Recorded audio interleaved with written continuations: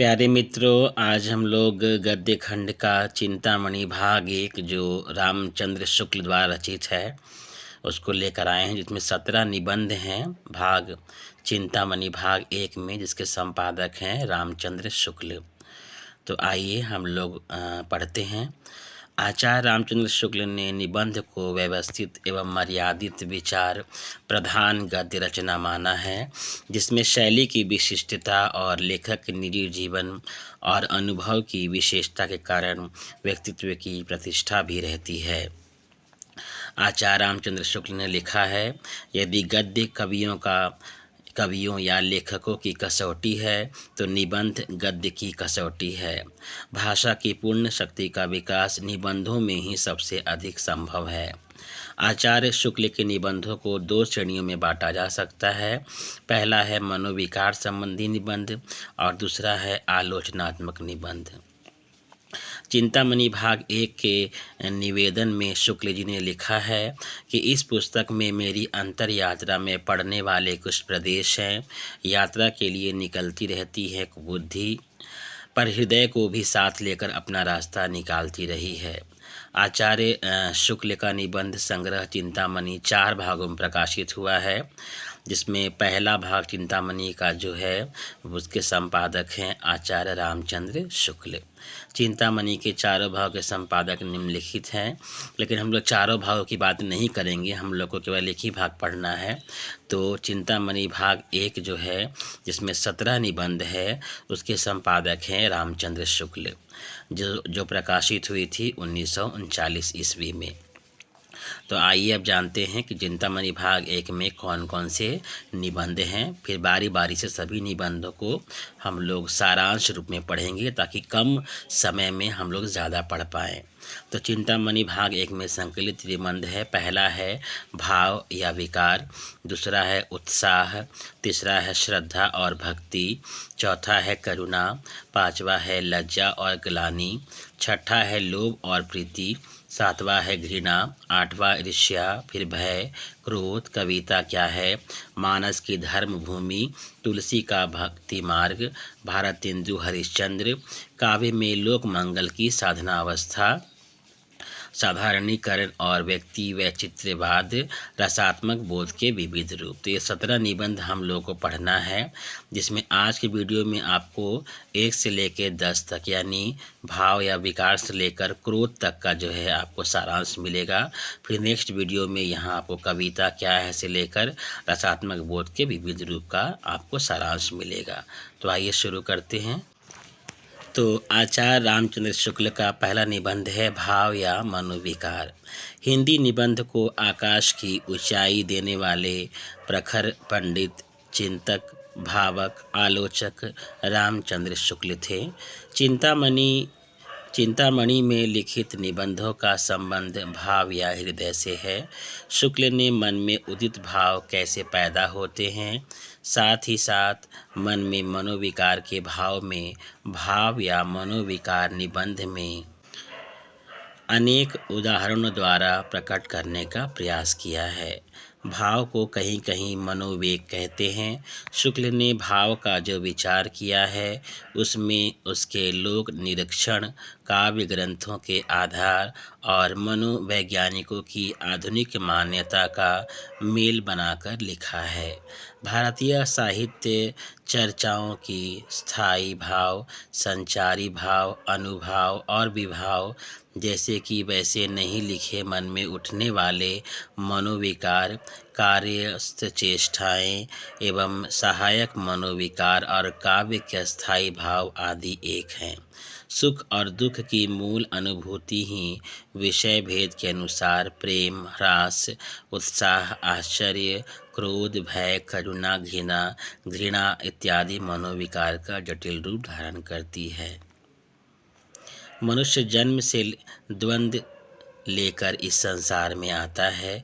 पैदा होते ही बच्चा खाली पेट होने के कारण रोता है और भर जाने के बाद आनंदित रहता है।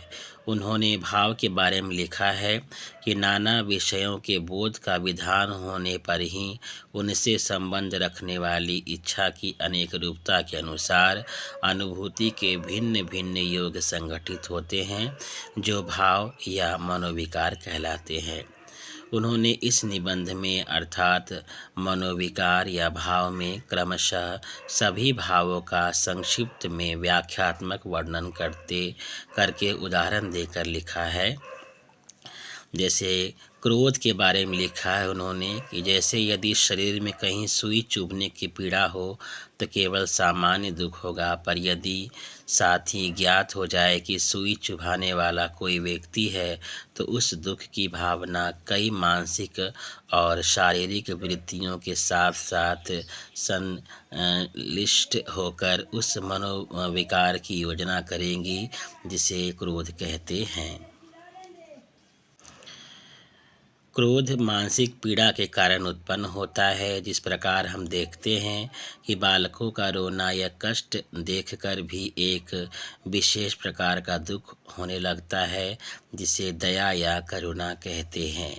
इसी प्रकार जिस पर अपना वश ना हो, ऐसे कारणों से पहुँचने वाले भावी अनिष्ट के निश्चय से दुख होता है, उसे भय कहते हैं। मनुष्य को होने वाला कंप शीत की संवेदना से भी हो सकता है, वैसे भय से, क्रोध से और प्रेम से भी शरीर में कंप अर्थात कंपन होता है। शासनकर्ता ने भी मनुष्य जाति पर भय और लोभ से शासन किया है।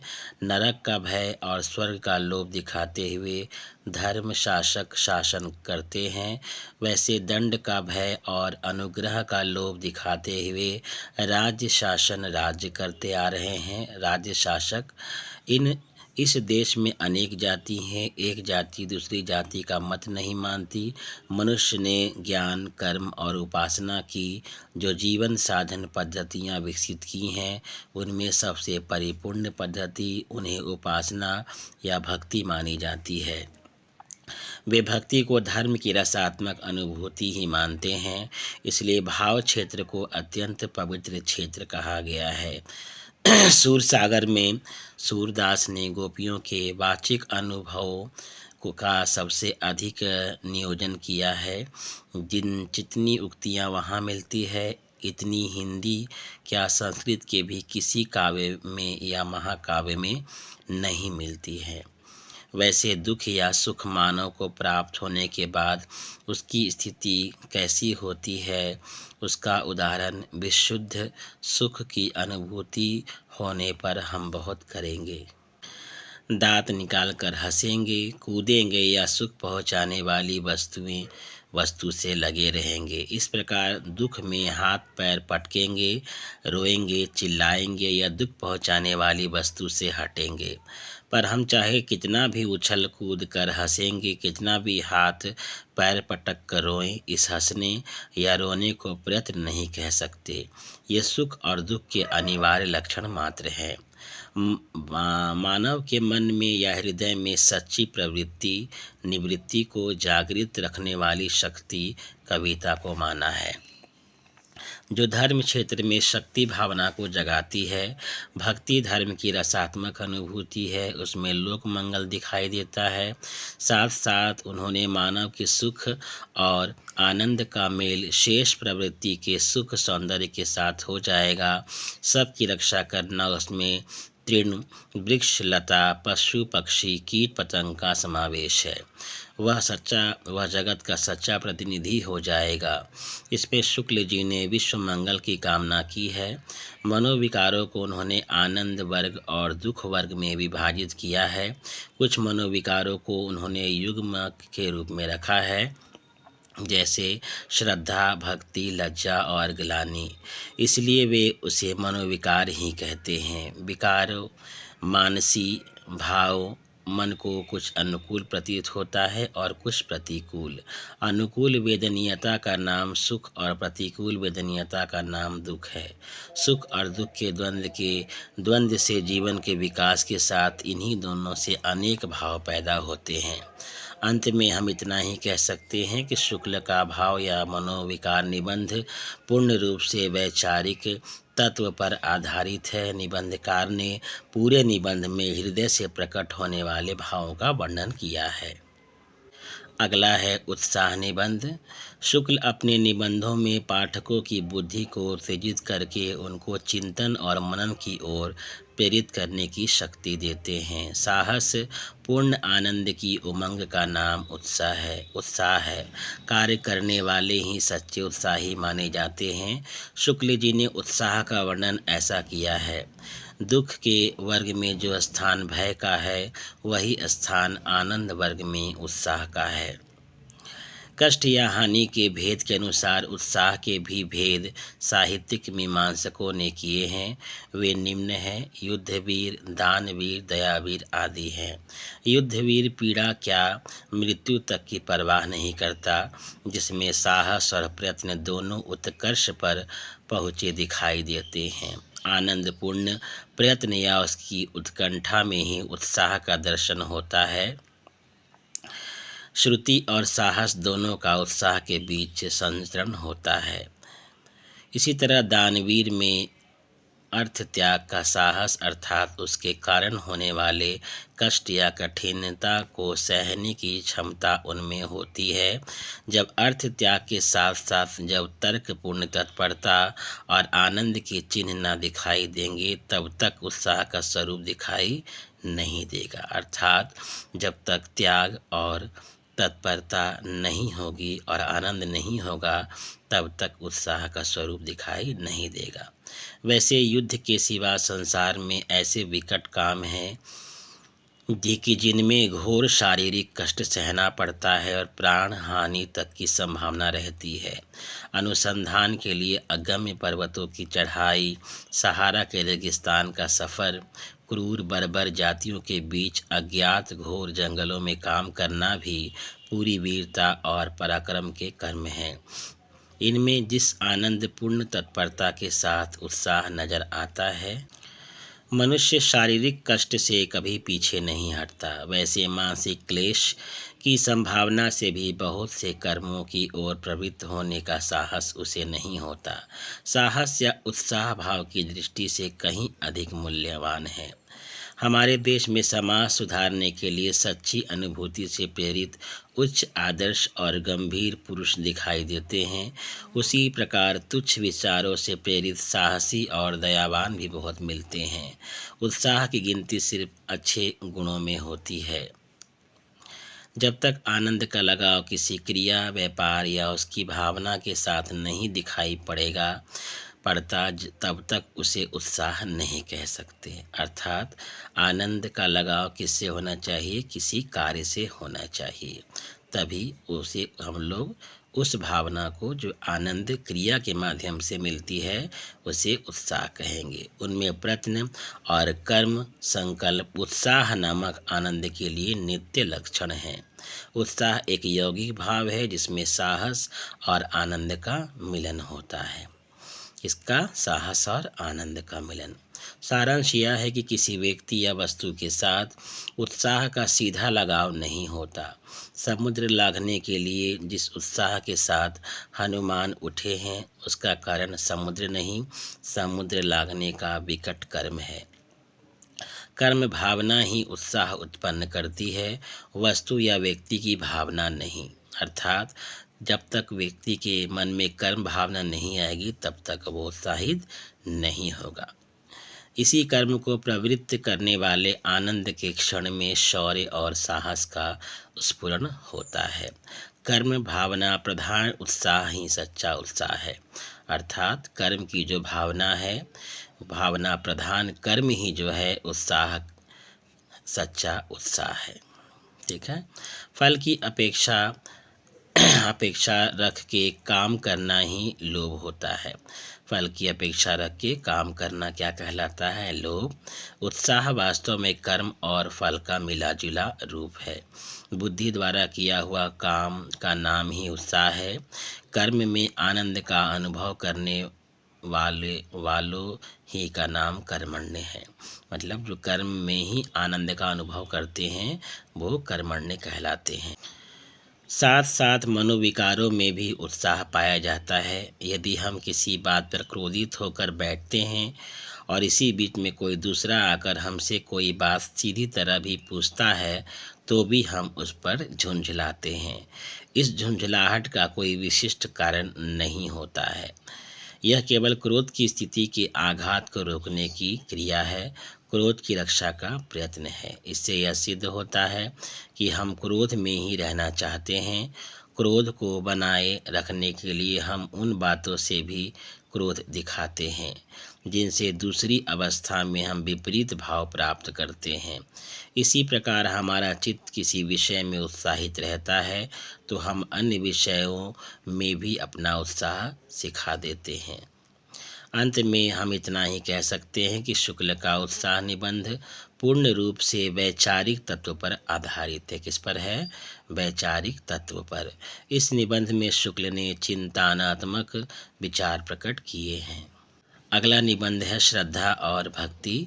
निबंधकार शुक्ल का श्रद्धा भक्ति यह निबंध विचारात्मक तत्व में लिखा गया है। श्रद्धा भक्ति इस निबंध में अनेक उदाहरणों द्वारा प्रकट करने का प्रयत्न किया गया है। मानवीय मन में श्रद्धा या भक्ति रहती है जिसे शुक्ल जी एक भाव कहते हैं। किसी मनुष्य में जन साधारण से विशेष गुण या शक्ति का विकास देख उसके संबंध में जो एक स्थायी आनंद पद्धति हृदय स्थापित हो जाती है उसे श्रद्धा कहते हैं। अर्थात जब हम किसी मानव के पास विशेष गुण को और शक्ति को देखते हैं तो उसके संबंध में जो हमारे मन में स्थायी भाव आनंद जो प्राप्त हो जाता है उसे श्रद्धा कहते हैं। श्रद्धा का महत्व आनंद पूर्ण स्वीकृति के साथ साथ पूज्य बुद्धि का संचार है। यदि हमें निश्चित मालूम हो कि कोई मनुष्य बड़ा वीर सज्जन गुणी दानी विद्वान परोपकारी या धर्मात्मा है तो हमें आनंद होगा। उसका नाम आदर से लेंगे, उसका भला चाहेंगे और आनंदित रहेंगे। लेकिन कोई उसकी बुराई या निंदा करे तो हम ना सह सकेंगे। इन बातों से यह सिद्ध होता है कि उसके प्रति हमारे मन में श्रद्धा है। यही विश्वकामना श्रद्धा की प्रेरणा का मूल माना जाता है। प्रेम और श्रद्धा में अंतर यह है कि कभी कभी किसी का रूप देखकर हमारे मन में उसके प्रति प्रेम पैदा होता है, लेकिन श्रद्धा का ऐसा नहीं। किसी का सुंदर रूप आंखें देखकर उसके प्रति श्रद्धा नहीं उत्पन्न होती होगी। श्रद्धा का रूप विस्तीर्ण यानी फैला हुआ है, प्रेम का रूप एकांत है। किसी मनुष्य के प्रति प्रेम करने वाले एक या दो मिलेंगे, लेकिन श्रद्धा रखने वाले सैकड़ों हजारों लाखों या करोड़ों मिल सकते हैं। वैसे श्रद्धेय के आदर्श रूप उसके कर्म पर आधारित होता है। अर्थात जिसके प्रति हम श्रद्धा भाव रख रहे हैं उसके कर्म के आधार पर हम लोग उसके लिए अपने मन में श्रद्धा भाव रखते हैं, ना कि रूप सौंदर्य के लिए। प्रिय का चिंतन हम आंखें बंद करके या संसार को भुलाकर करते हैं, पर श्रद्धेय का चिंतन आंख खोलकर या संसार का कुछ अंश सामने रखकर कर सकते हैं। यदि प्रेम स्वप्न है तो श्रद्धा क्या है? जागरण है। बहुत अच्छी बात।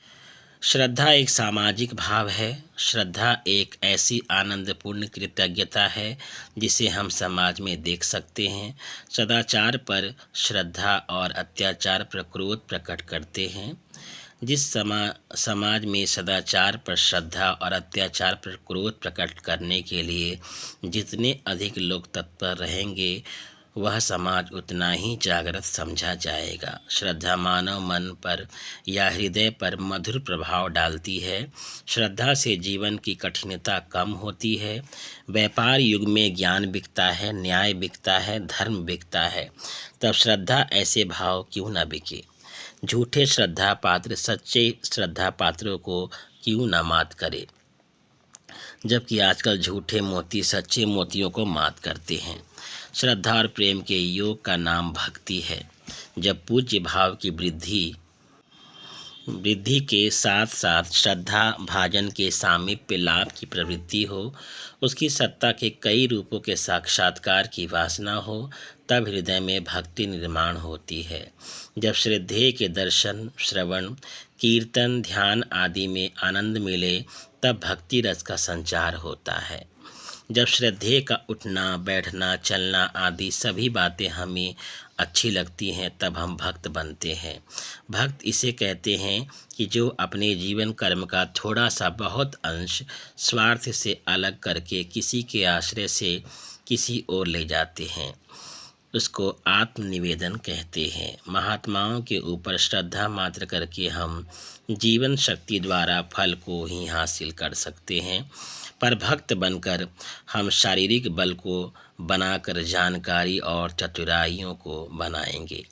जितना हमसे होगा उतना हम करेंगे। राम पर अनन्य भक्ति करके हनुमान अन्य राम भक्तों की भक्ति के अधिकारी हुए। श्रद्धालु महत्व को स्वीकार करता है, पर भक्त महत्व की ओर अग्रसर रहता है। भक्ति में सानिध्य की प्रवृत्ति है, जिसके द्वारा हमारी महत्व के अनुकूल गति प्रचार और प्रतिकूल गति का संकोच है। जो बड़े मार्ग पर पहले कष्ट सहकर और श्रद्धा साध जान पड़ता है, वही भक्ति के बल पर मनोहर लगता है। रावण का जीवन राम के हाथ से मारे जाने से सार्थक हो गया। पाप का फल छिपाने वाला पाप छिपाने वाले से अधिक अपराधी है। पाप, अन्याय और अत्याचार को रोककर लोक रक्षा करते हैं। मानव स्वानुभूति द्वारा हम परमानुभूति की धारणा करता है। मानव स्वानुभूति द्वारा वह उस परमानुभूति की धारणा करता है। भक्ति का स्थान मानव हृदय में है। उनमें श्रद्धा और प्रेम के संयोग से उसका दर्शन होता है। तो श्रद्धा और प्रेम अगर हृदय में हो तो भक्ति का स्थान मानव के हृदय में स्थापित हो जाता है।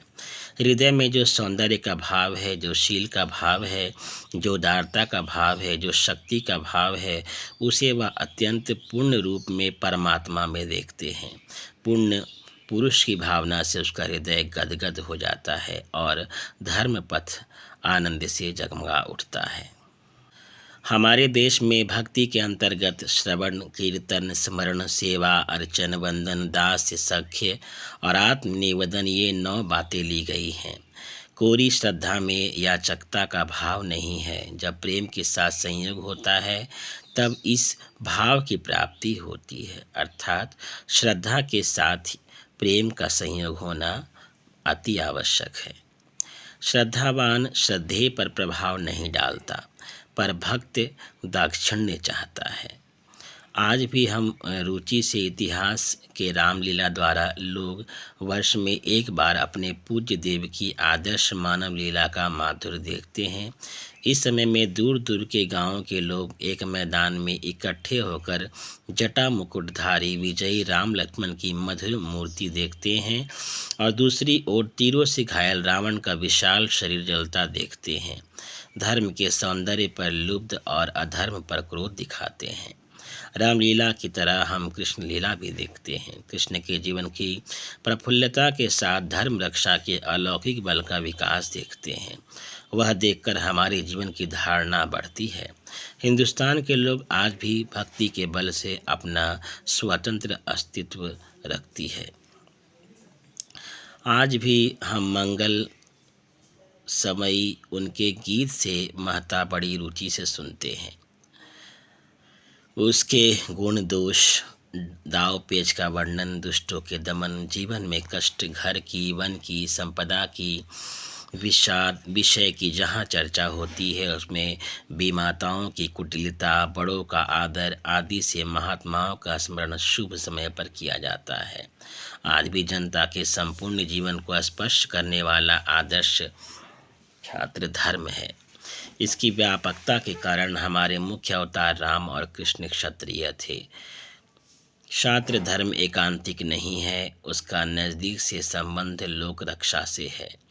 इसमें कर्म सौंदर्य की योजना छात्र जीवन में संभव है। इसमें शक्ति के साथ क्षमा, वैभव के साथ विनय, पराक्रम के साथ रूप माधुर्य, तेज के साथ कोमलता, सुख भोग के साथ पर दुख का तरता, प्रताप के साथ कठिन धर्म पथ का अवलंबन आदि कर्म सौंदर्य के इतने अधिक प्रकार के साथ उत्कर्ष योग और कहाँ मिल सकते हैं। आज भी छात्र धर्म के सौंदर्य का आकर्षण है, वह अधिक व्यापक, मर्मस्पर्शी और अधिक स्पष्ट है। उसमें संपूर्ण मानव जाति को उत्कर्ष पर ले जाने और विशुद्ध करने का सामर्थ्य आज भी मौजूद है। आज पूरे संसार में मानव की समान वृत्ति नहीं हो सकती। इस बात को भूलकर उपदेश करते फिरते हैं वे लोग पाखंडी हैं। वृत्तियों की विभिन्नता के बीच से जो मार्ग निकलेगा वही सच्चा लोक रक्षा होगा, वही हमारा मार्ग होगा जिसमें शिष्टों के आदर, दीन दलितों पर दया, दुष्ट प्रवृत्तियां, लोगों का दमन आदि जीवन के अनेक रूपों का सौंदर्य दिखाता है। आज कोई अनाथ अबला पर अत्याचार करके क्रूर व्यक्ति को हम उद्धत यानी आगे बढ़ता देख रहे हैं। समझा बुझाना व्यर्थ की बात है। ऐसी दशा में अबला की रक्षा करना उचित होगा। इस कृत्य से दुष्टों का उद्घाटन करना हमारा उद्दिष्ट यानी हमारा कार्य होना चाहिए। उस पर हमारा क्रोध कितना सुंदर दिखाई देगा। अंत में हम प्रस्तुत श्रद्धा भक्ति निबंध में वैचारिक तत्व से विचार प्रकट करते हैं। इतिहास के महापुरुषों का कार्य का सुरुचिपूर्ण महत्व सरल शब्दों में शुक्ल ने लिखा है। यह एक सरस और रुचिपूर्ण निबंध लगता है। अगला निबंध है करुणा। करुण रस का स्थायी भाव शोक है जो दुखात्मक है। जब बच्चे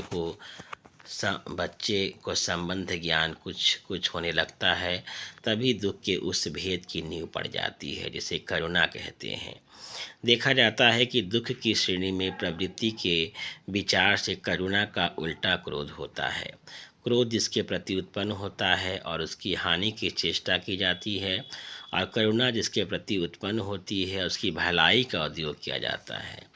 इस प्रकार पात्र की भलाई की उत्तेजना और दुख और आनंद दोनों की श्रेणी में आती है। आनंद की श्रेणी में ऐसा कोई शुद्ध मनोविकार नहीं है जो पात्र की हानि की उत्तेजना करे, लेकिन दुख की श्रेणी में मनोविकार है जो पात्र की भलाई की उत्तेजना करता है।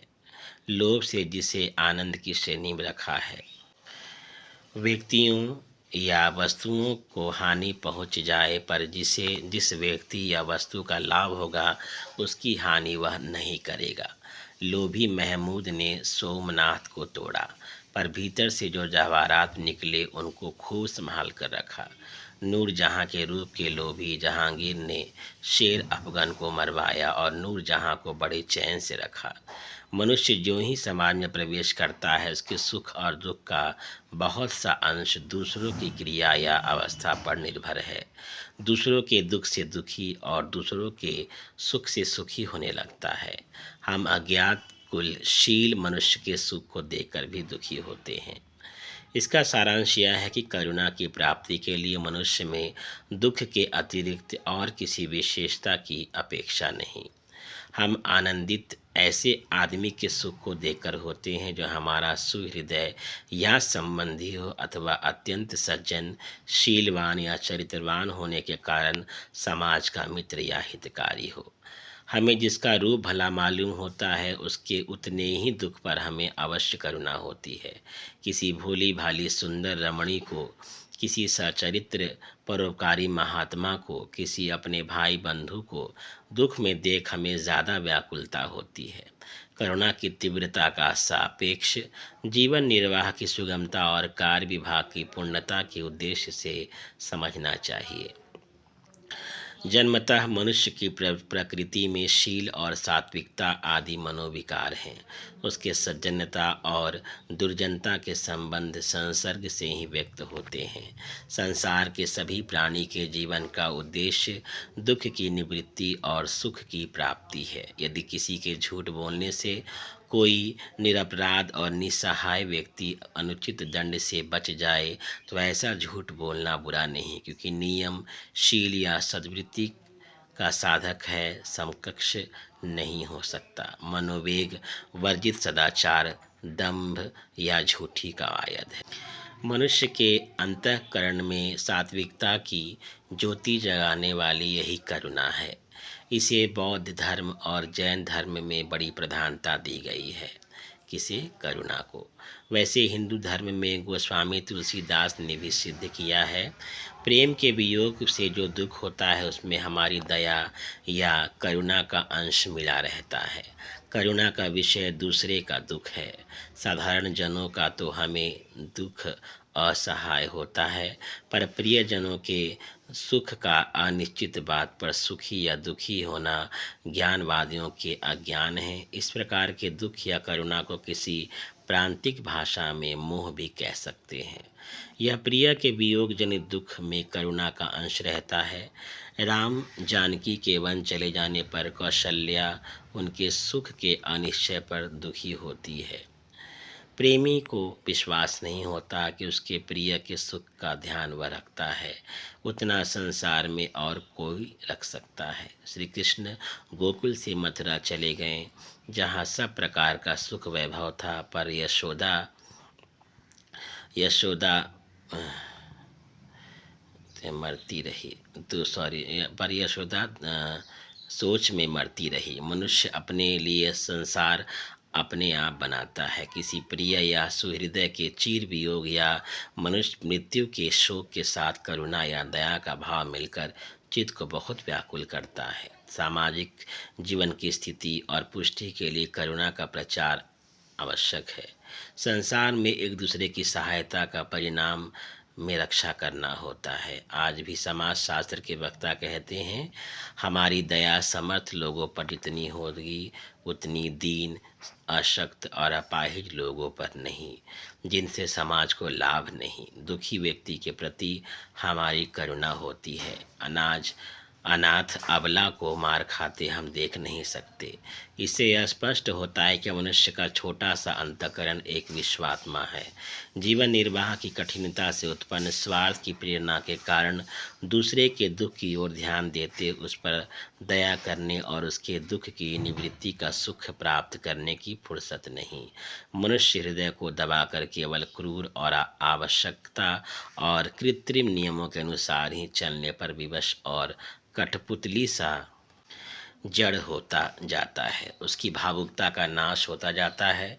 पाखंडी लोग मनोवेगों का सच्चा निर्वाह न देख हताश को मुंह बनाकर कहते हैं, करुणा छोड़ो, प्रेम छोड़ो, आनंद छोड़ो, बस हाथ पैर हिलाओ, काम करो। करुणा का विषय दूसरे का दुख है, अपना दुख नहीं। आत्मीय जनों का दुख एक प्रकार से अपना ही दुख है। यदि न्यायकर्ता को करुणा है तो वह उसकी शांति से करता है। अंत में हम इतना कह सकते हैं कि करुणा निबंध विचारात्मक तत्व में लिखा गया है। लज्जा और ग्लानि। अगला निबंध, लज्जा और ग्लानि। इस निबंध में यह भाव कैसे उदित होता है, इसका वर्णन अनेक उदाहरणों के माध्यम से लिखा गया है। यह निबंध विचारात्मक तत्व में लिखा गया है। लज्जा और ग्लानि दोनों एक साथ विचार करने का कारण यह है कि मनुष्य सामाजिक प्राणी है। उसे अपने विषय में समाज की धारणा अच्छी बनाए रखने की अपेक्षा होती है। इसी में किसी प्रकार का व्याघात पहुँचने से जो संकोच का अनुभव होता है, वह लज्जा और ग्लानि दोनों में होता है। लज्जा समाज में जाने से होती है, पर ग्लानि एकांत में होती है। तो लज्जा जो है वह सार्वजनिक है और वहीं ग्लानि जो है वह निजी है, अर्थात एकांत की बात है।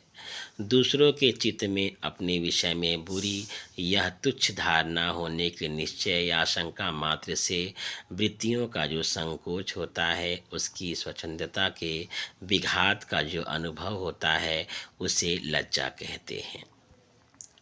अर्थात दूसरे के चित्त में, अर्थात दूसरे के मन में यह जानना कि वह हमारे लिए अच्छी भावना नहीं रखता है, तो ऐसे अनुभव को हम लोग लज्जा कहते हैं।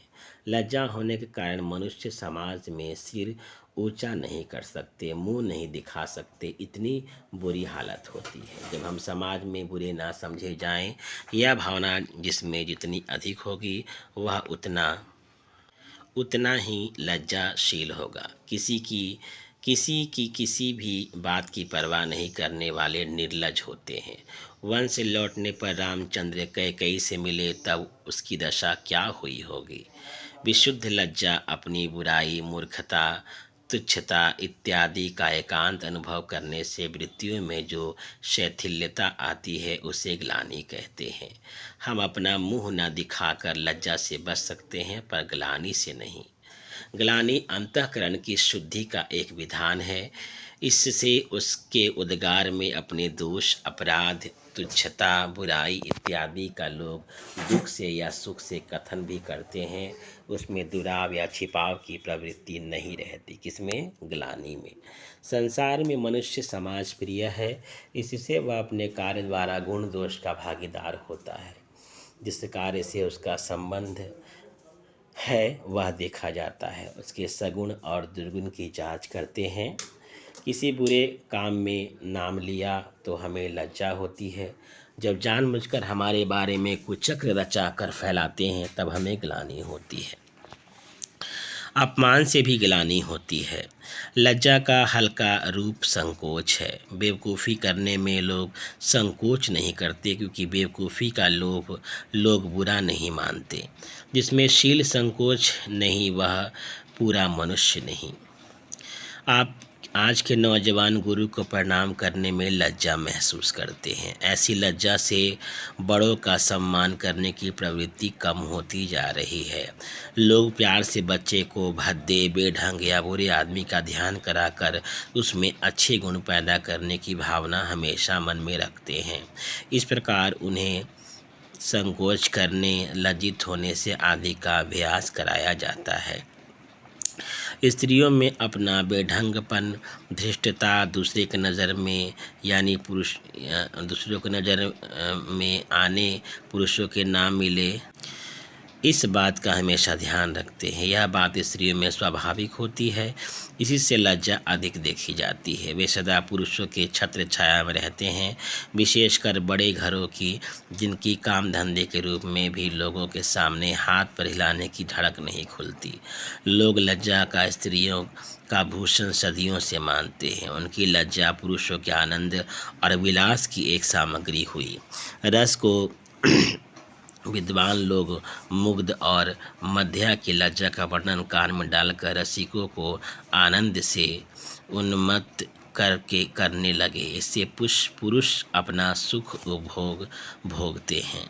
अंत में हम इतना कह सकते हैं कि लज्जा और ग्लानि मानवीय मन में एक उदित भाव है। समाज के सामने आने से लज्जा और ग्लानि महसूस करते हैं। ग्लानि उत्तम कोटि के मनुष्य को ही होती है। अगला निबंध है लोभ और प्रीति। लोभ और प्रीति एक मन में उदित होने वाला भाव है। ये निबंध विचारात्मक तत्व में लिखा गया है। लोभ और प्रीति इस निबंध में अनेक उदाहरण के साथ प्रकट किया गया है। किसी प्रकार का सुख या आनंद देने वाली वस्तु के संबंध में मन की ऐसी स्थिति को जिसमें उस वस्तु के अभाव की भावना होते ही प्राप्ति, सानिध्य या रक्षा की प्रबल इच्छा जग पड़े, उसे लोभ कहते हैं।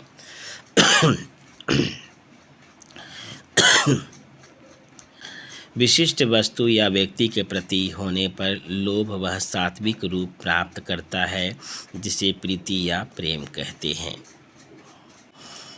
लोभ सामान्योन्मुख होता है और प्रीति विशेषोन्मुख। अच्छी चीज़ सुनकर दौड़ना लोभ कहते हैं। वस्तु का अच्छा लगना सुख या आनंद देता है। जब वह वस्तु हमारे नज़र के सामने से दूर ना होगी या कष्ट नहीं करने की बात आएगी, तब हमारा लोभ लोगों के सामने आएगा। इच्छा प्रीति या लोभ का आवश्यक अंग माना जाता है। इच्छा किसका अंग है? प्रीति और लोभ का। इंद्रियों के विषय भेद से अभिरुचि के विषय भी भिन्न भिन्न होते हैं। जैसे कमल का फूल और रमणी का सुंदर मुख अच्छा लगता है, उसका लोभ होता है। रूप, रस, गुण, गंध का आस्वादन लेना चाहते हैं। रुपये पैसे का लोभ धन लोभी कहलाता है। मनुष्य समाज में सब लोभी हैं। लोभ को बुरा कहने वाला कोई नहीं मिलेगा। एक से दूसरा अमीर कैसे बने इसकी चाहत रखता है। लक्ष्मी की मूर्ति धातुमयी हो गई, उपासक सब पत्थर के हो गए। धीरे धीरे यह दशा आई कि जो बातें पारस्परिक प्रेम की दृष्टि से होने लगी, आजकल तो बहुत सी बातें धातु के ठीकरों पर ठहराई दी गई हैं।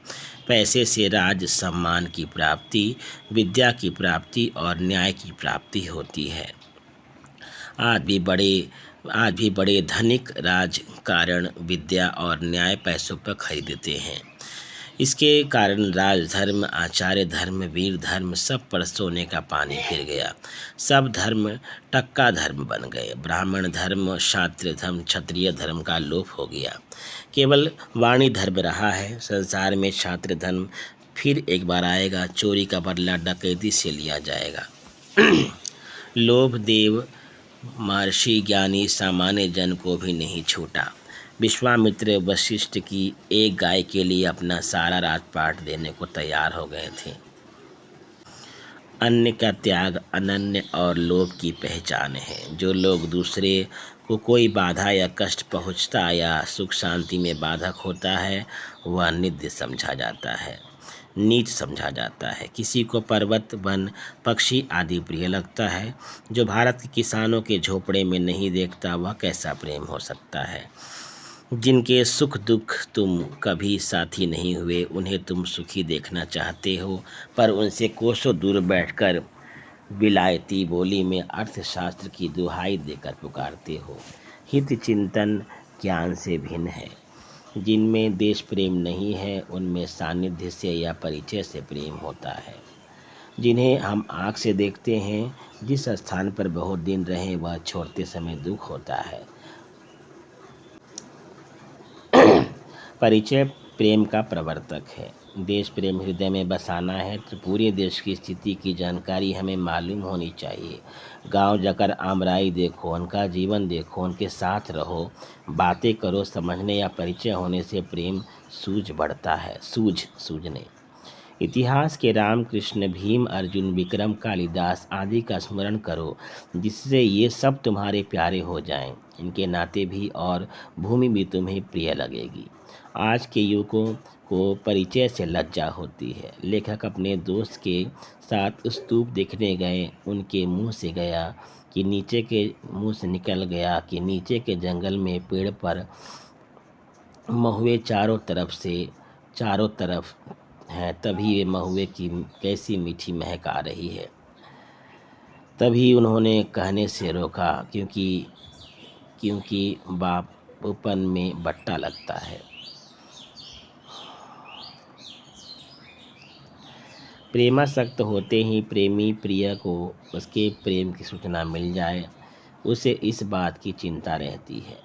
प्रिय को भी उससे प्रेम हो गया तो कम से कम प्रेम का पता लगाना चाहते हैं। प्रिय के हृदय में अपनी और कुछ भावों की प्रतिष्ठा चाहता है। प्रेम का प्रभाव एकांत भी होता है और लोक जीवन के नाना प्रकार भी में दिखाई पड़ता है। भक्ति मार्ग में एकांतिक प्रेम, अनन्य प्रेम लिया जाता है, क्योंकि यह एक ऐसा राग है जिसके प्रभाव से विराग की साधना आपसे आप बिना किसी मानसिक प्रयत्न के हो जाती है। प्रेम का दूसरा स्वरूप है अपना मधुर और अनुरंजनकारी प्रकाश जीवन यात्रा के नाना पंथों पर फेंकता है। प्रेमी जगत में रमणीयता का अनुभव करता है। मनुष्य का प्रेम सौंदर्य, वस्तु सौंदर्य, कर्म सौंदर्य, वाक्य सौंदर्य, भाव सौंदर्य सब देखना और दिखाना चाहता है। कर्म का सबसे विकट क्षेत्र है युद्ध। वीर काल के काव्यों में श्रृंगार और वीर का अत्यंत मनोहर वर्णन मिलता है। कर्म का सबसे विकट क्षेत्र है युद्ध। वीर काल के काव्यों में श्रृंगार और वीर का अत्यंत मनोहर वर्णन मिलता है, इसलिए उस काव्य में युद्ध और प्रेम ही पाया जाता है। अंत में हम इतना कह सकते हैं कि निबंधकार ने लोभ और प्रीति निबंध में मानव के साथ लोभ और प्रीति का अटूट संबंध होता है, यह स्पष्ट करने का प्रयास किया है। अगला आपका निबंध है घृणा। शुक्ल ने मन में उदित घृणा को भी एक भाव माना है। इसका अनेक उदाहरणों के साथ स्पष्ट करने का प्रयत्न किया गया है। यह निबंध विचारात्मक तत्व में लिखा गया है। घृणा सृष्टि विस्तार से अभ्यस्त होने पर प्राणियों को कुछ विषय रुचिकर और कुछ अरुचिकर प्रतीत लगते हैं। इन अरुचिकर विषयों के उपस्थित होने पर अपने ज्ञान पथ से इन्हें दूर रखने की प्रेरणा करने वाला जो दुख होता है उसे घृणा कहते हैं। घृणा के दो प्रकार हैं, स्थूल और मानसिक। स्थूल में आँख, कान, नाक ये तीन आते हैं। रस और स्पर्श घृणा नहीं उत्पन्न करता। तो स्थूल, आँख, स्थूल में कौन कौन है? आँख, कान, नाक। ठीक है, घृणा का पहला रूप स्थूल है और उसमें तीन आते हैं। उसका रुचिकर या अरुचिकर लगना घृणा निर्माण करता है। भावों के मानसिक विषय स्थूल विषयों से सर्वथा स्वतंत्र होते हैं। निर्लजता की कथा कितनी ही सुरीली तान में भी सुनाई जाए तो भी घृणा उत्पन्न ही होती है। घृणा और क्रोध में अंतर है। क्रोध हानि या पीड़ा पहुंचाने से होता है, इससे क्रोधी उसे नष्ट करने में प्रवृत्त होता है। घृणा इंद्रिय या मन के व्यापार में संकोच उत्पन्न करने वाला होता है। हम अत्याचार करने वाले पर क्रोध करते हैं और व्यभिचारी से घृणा करते हैं। होली में कोई गालियां देगा तो हम उसे मारेंगे नहीं तो उससे घृणा करेंगे। दुर्जन लोगों की गालियां सुनकर साधारण लोग क्रोध करते हैं, पर साधु लोग उनकी उपेक्षा करते हैं। सामान्य लोगों में वैर होता है। आजकल बनावटी सभ्यता दिखाने के लिए हम किसी से घृणा करते हैं, इस बात में हमारी चालाकी दिखती है। वैर के नाम पर दो या अधिक लोगों से परस्पर विरोध होता है, पर घृणा का नाम सुनकर अनुमान लगाते हैं कि यह आदर्श या आदर्श का विरोध करता है। अतः वैर के स्थान पर घृणा का नाम लेने से बदला और बचाव दोनों हो जाते हैं। स्थूल रूप में से घृणा सब मनुष्यों में होती है। सुगंध और दुर्गंध, सौंदर्य और भद्दापन के विषय में एक मत होता है। सुगंध को कोई दुर्गंध नहीं कहेगा। घृणा और श्रद्धा सब हृदयों में समान रूप से होती है। वेश्यागमन, जुआ, मद्यपान, स्वार्थ परकता, कायरता, आलस्य, लंपटता, षड्यंत्र की अनधिकार चर्चा, मिथ्याभिमान इत्यादि विषय में घृणा उत्पन्न होती है। स्वार्थ त्याग, परोपकार, इंद्रिय संयम आदि पर श्रद्धा होती है। एक ही आदमी को कोई धार्मिक समझता है तो कोई मक्कार समझता है। अंग्रेज कवि मिल्टन ने प्राचीन जातियों के देवताओं का शैतान की फौज के सरदार बनाकर बड़ा ही कट्टरपन का परिचय दिया है। भिन्न भिन्न पंथों में परस्पर घृणा देखी जाती है। वह एक दूसरे के आचार विचारों पर आरोप लगाते हैं। मन में प्रतिकूल बातें रखकर मुंह पर अनुकूल बातें कहने वाले को एक आदमी शिष्टता समझता है तो दूसरा कुटिलता का आरंभ मान लेता है। रसिक लोग शुष्क हृदय लोगों से घृणा करते हैं। जिससे हम भय करेंगे वह हमसे दया करेंगे, और जिससे हम ईर्ष्या करेंगे वह हमसे श्रद्धा करेगा। जिससे हम ईर्ष्या करेंगे वह हमसे घृणा करेगा। भय का विषय भावी हानि का उत्पन्न निश्चय करने वाला होता है, और घृणा का विषय उसी क्षण इंद्रिय या मन के व्यापार में संकोच पैदा करता है। जिस बात का हमें भय होता है उससे हमें क्लेश होता है। सभ्यता या शिष्टता में घृणा उदासीनता के नाम से जानी जाती है। उदासीनता का नाम ही घृणा है। किस में क्षेत्र में? सभ्यता और शिष्टता के क्षेत्र में। यदि कोई काम बिना रुचि करे तो आदमी कहते हैं हमसे क्या मतलब, जो चाहे सो करे। सब झूठ बोलता है। यह झूठ समाज बनाने रखने के लिए आवश्यक है। शुक्ल के शब्दों में अंत में इतना कह सकते हैं कि अरुचिकर कार्य से मनुष्य के मन में घृणा पैदा होती है, इसे स्पष्ट करने का प्रयास किया गया है। अगला निबंध है ईर्ष्या। जैसे दूसरे के दुख को देख दुख होता है, वैसे ही दूसरे के सुख या भलाई को देखकर भी एक प्रकार का दुख होता है, जिसे ईर्ष्या कहते हैं। ईर्ष्या की निर्वृत्ति भाव के संयोग से होती है। भाव के संयोग से कौन बनती है? ईर्ष्या। यह एक संकर भाव है। इसकी निर्मिति आलस्य, अभिमान और नैराश्य से होती है। निराशा से होती है। किससे? आलस्य से, अभिमान यानी अहंकार से, और निराशा से। व्यक्तिगत स्पर्धा के कारण ईर्ष्या होती है। किसी का सुख ऐश्वर्य गुण देखकर वो सब हमारे पास होते तो कितना अच्छा होता, इस तरह इच्छा या सहारा लेकर हम उससे घृणा कर सॉरी ईर्ष्या करते हैं। किसी को अपने पड़ोसी या मित्र की विद्या प्राप्ति के बाद वह उसके साथ आदर रख के मन में उसकी प्राप्ति करने की ईर्ष्या रखता है। ऐसी ईर्ष्या से मानवीय मन में अच्छी भावना और उन्नति का संपन्नता की आशा उत्पन्न होकर उसका पूर्ण विकास होता है।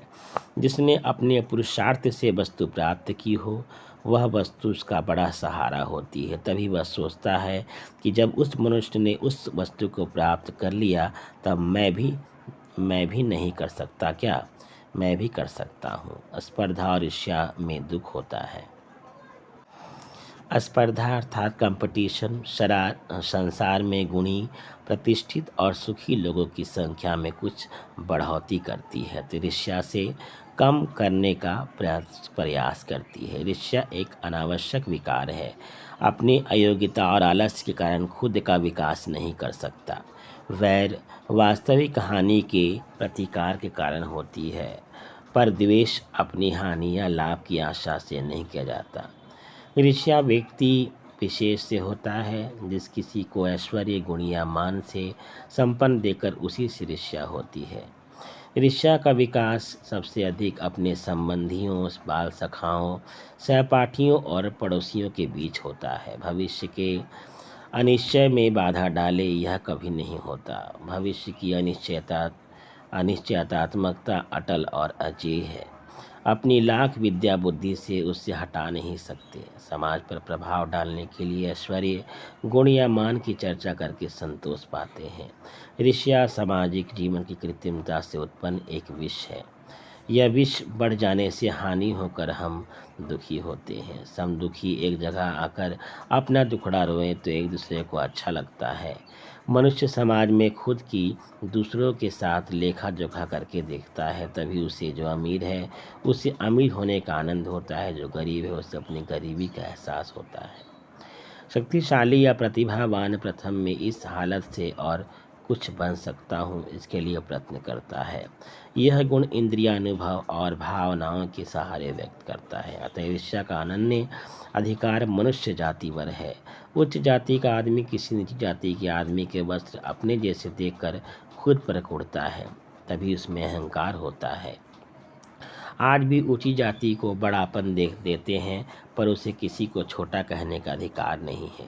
इसके बारे में कहते हैं कि न्यायाधीश न्याय करता है, कारीगर ईंटें जोड़ता है। समाज कल्याण के विचार में न्यायाधीश का साधारण व्यवहार में कारीगर के प्रति यह प्रकट करना उचित नहीं कि तुम हमसे छोटे हो। जिस जाति में इस छोटाई बड़ाई का भिन्न अभिमान जगह जगह पर जमकर दृढ़ हो जाता है, उसके भिन्न भिन्न वर्गों के बीच स्थायी ईर्ष्या स्थापित हो जाती है और संघ शक्ति का विकास बहुत कम अवसरों पर देखा जाता है। आज मनुष्य का ध्यान कृषि, विज्ञान, शिल्प, वाणिज्य पढ़ने से शान मानते हैं। मनुष्य को संतोष का सुख स्वाभाविक है। अहंकार के कारण मनुष्य को दूसरों की उन्नति देखी नहीं जाती। अभिमानियों से ईर्ष्या करने का अधिकार मनुष्य को है। राजनीति में, साहित्य में, मानव जीवन के सब विभागों में इसका उपयोग करते हैं। असंपन्नता के कारण दुख होता है। निराशा और अभाव से पीड़ित लोग रास्ता भूलकर भटक जाते हैं। ईर्ष्या की स्थिति लोक कारक नहीं होती। हम धनी होकर और धन की लालच रखते हैं, तभी हमारा आनंद नष्ट होता है। वैद्य की आमदनी दूसरे वैद्य को देखी नहीं जाती, वह विद्वान होकर भी उससे ईर्ष्या करता है। ईर्ष्या निस्वार्थ होनी चाहिए। ईर्ष्या का दुख प्रायः निष्फल होता है। कोई किसी की भलाई करता है तो लोग उसकी बुराई करते हैं।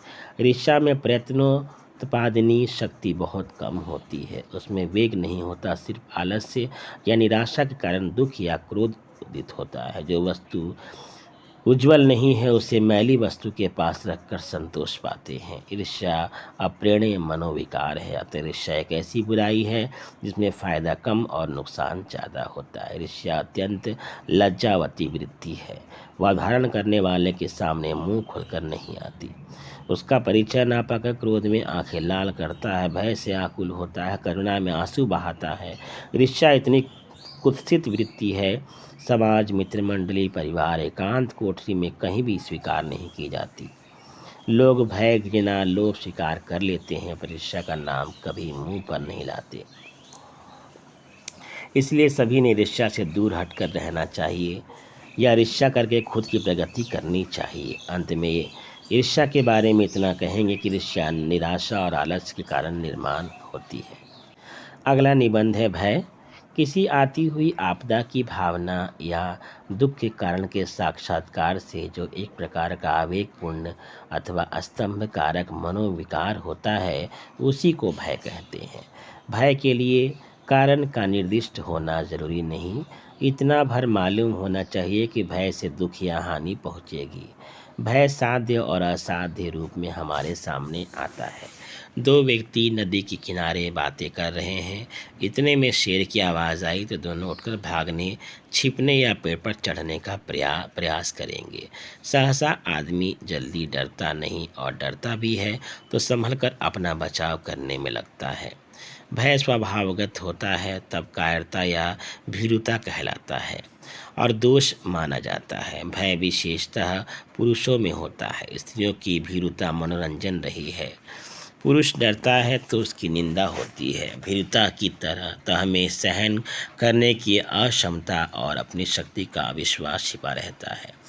भीरु व्यापारी में अर्थहानि सहने की अक्षमता और व्यवसायिक कौशल पर अविश्वास तथा भीरु पंडित में मानहानि सहने की अक्षमता और विद्या बुद्धि बल पर अविश्वास निहित है। धर्म की ओर आकर्षित होने वाले डर के कारण होते हैं। क्रोध का प्रभाव दुख के कारण होता है। प्रायः भय का फल संचार काल तक है। सभ्य उन्नत समाज में भय की रक्षा नहीं होती। भारतवासी अशिक्षित होने के कारण भय के उपासक हो गए हैं। वे जितना सम्मान थानेदार का करते हैं उतना किसी विद्वान का नहीं करते। पशुओं में भी भय देखा जाता है। प्रत्येक प्राणी संसार में दुख देखता है। भय नाना प्रकार से होता है, नाना रूपों में होता है। मनुष्य ज्ञान बल, हृदय बल, शारीरिक बल से दुख की छाया को हटाता है। व्यक्ति में सुख और दुख बराबर रूप से चलता है, कोई इससे दूर नहीं रह सकता। यूरोप के लोगों ने अर्थोन्मादियों से ऐसी गूढ़, जटिल और अस्थायी प्रणालियाँ स्थापित की जिनके द्वारा भूमंडल की न जाने कितनी जनता का रक्त चूसता जा रहा है। हमारे देश के कारागार बंद हो गए हैं। महायुद्ध में स्वदेश प्रेम के साथ साथ विश्व प्रेम भी निर्माण हुआ। आज विश्व प्रेम और आध्यात्मिकता का प्रचार एक फैशन बन गया है।